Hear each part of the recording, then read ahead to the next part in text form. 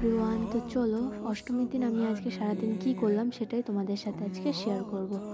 তো মাসি সকাল সকাল পাঠিয়েছিল রান্না করে লুচি, সুজি, কুমড়োর তরকারি আর ডাল। প্রথমে ঠাম্মাকে খেতে দিয়ে তারপরে আমরা খেতে বসে পড়েছিলাম। তারপরে সন্ধে হলে বেরিয়ে গিয়েছিলাম ঠাকুর দেখতে। তো অষ্টমীর দিন এবারে গিয়েছিলাম কলকাতায় ঠাকুর দেখতে। তো এই ফার্স্ট কলকাতায় গেলাম ঠাকুর দেখতে আমরা সবাই।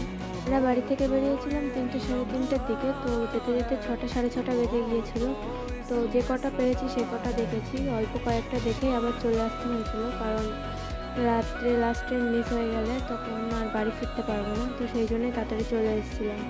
কলকাতা বলতে বালিগঞ্জের মধ্যে যেই ঠাকুরগুলো দেখেছি, তো সেই ঠাকুরগুলোর সেই প্যান্ডেলগুলোর ভিডিও তোমাদের সাথে কিছুটা শেয়ার করলাম। তো আজকে ভিডিওটা এই পর্যন্তই, দেখা হচ্ছে নেক্সট ভিডিওতে।